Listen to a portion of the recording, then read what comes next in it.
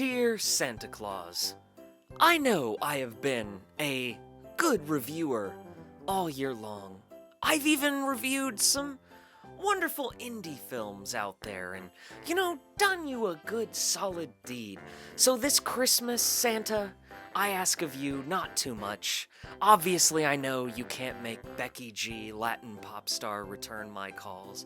But if there's just one thing I could ask, it's that you make somebody who's a fucking producer in Hollywood tell Paul W.S. Anderson that taking out Mila Jovovich and making a fucking shitty ass video game to movie adaptation into a franchise is not goddamn date night. Jesus Christ, is that so hard to ask for? I thought the Resident Evil movies died ages ago. God damn it!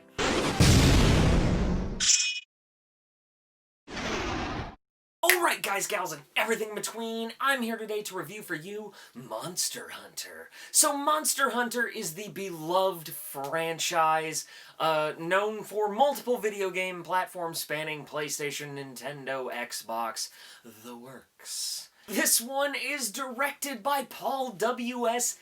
Anderson, who is known for doing magnum opuses such as Three Musketeers, Resident Evil the movies, not video games, and Alien vs. Predator. So, you know you're in for a gem when it's Paul W.S. fucking Anderson. To preface this review, I am a massive fan of Monster Hunter. I've bought the most recent incarnation, Monster Hunter World, on multiple platforms so I could play with all of my friends. I love Monster Hunter. And Monster Hunter is a simple premise. You show up on a beach, essentially, in a boat, and there's monsters that have to be hunted, and you go out and kill them, and do your thing. That's really the premise. There is an actual story, but realistically, it's mostly a loot hunting kind of game where you and your friends go out and go, okay, I gotta get X of this, so I can build amazingly badass weapons and kill monumental scale epic monsters. And what is the plot synopsis of this film? Well, there are a bunch of army rangers, not in Monster World. There are army rangers in our world that go out in Afghanistan and find a portal because that worked so fucking well for the Smurfs. I have to stress that. They find a portal and they end up in the Monster Hunter world. And then now we have our movie. They kind of have to adapt. Mila Jovovich is the main character, inevitably because Paul W.S. Anderson casts his wife in everything. Oh god, this movie. I'm a little mad because I'm a huge fan of Monster Hunter.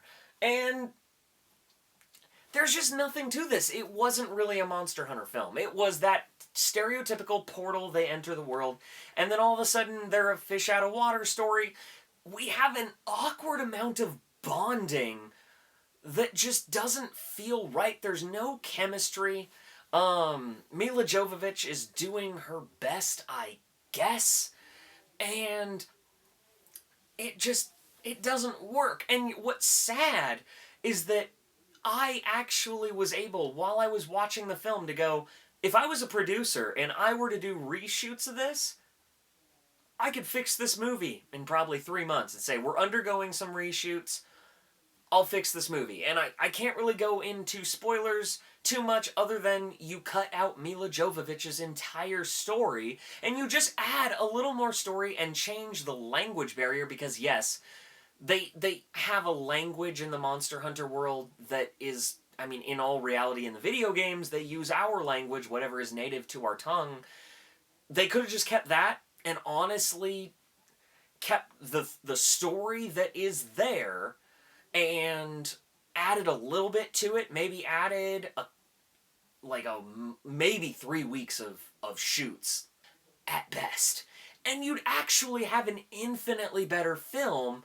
Just cut Mila Jovovich out. Or make her a very different character. And even then, you could still, with the magic of editing, make her always have been there. Because, believe it or not, reshoots are a very, very powerful thing. And that's where I say, the portal thing automatically takes you out. Because you start the film with the most stereotypical diatribe of every movie that has a soldier ever. And you go, well, these don't even feel like real soldiers. They just kind of feel like the character that a director says, alright, I need you to be a soldier. So do it. Bar none, the best actor in this whole film is Tony Jaa, and Tony Jaa does amazing stunt work, he does amazing everything, and actually his acting performance is great. If Tony Jaa, again, was the main character, this movie would actually be a lot better. Mila Jovovich kind of takes away from it. She's got to be that, I've got to prove something, I'm a hardcore badass, all the damn time. Tony Jaa is a very human character whom, from what little dialogue they say, he wants to get back to his family. He wants to right wrongs. He wants to ultimately just get home. I can relate to Tony Jaa. I can't relate to Mila Jovovich going, I'm a hardcore Marine badass, and all of a sudden I'm in this place where I need to be a badass. Well, I'm going to be a badass. Because that's really all she is. Also, I'm a fan of the taken action scenes, which people have scrutinized saying they're shaky cam. I personally think the shaky cam in this film is so jarring, and the first 5 minutes of this film has an epileptic seizure fit that I actually had to close my eyes and go, fuck, dude! My glasses steamed up from that. That was actually not intentional at all. So I'm going to substitute this with a drinking break of Natural Light Seltzer Catalina Lime Mixer, because movie references to Step Brothers. Fuck. I'm a huge Monster Hunter fan. I remember back in 2010 playing it on the PSP with my friends, and just having a grand old time, and then seeing it on Xbox and PS4. Monster Hunter World was beautiful. And this film with the monsters, realistically, I'm not even spoiling it, there's less than 5. There are so many you could pull from, and at one point I went, fuck, this movie's boring as shit. Oh, we're 20 minutes in. Oh, God. I'm so fucked. It's essentially, imagine, okay, here's a summary of how dumbed down the plot is. We have to get to the store. But then the store has, a spot that you go to, and you go, but there's a lot of people at the store, so we have to beat the line. And we do, and that's it. It's basically a point A to point B story, but without little storylines. There's also an uncomfortable amount of fetishizing, whatever you want to fucking call it. I don't give a shit. Of Hershey's chocolate, the product placement there is awkward. The film as a whole, it's a dud, guys. It's not good. I've been a defender of some of the video game to movie adaptations.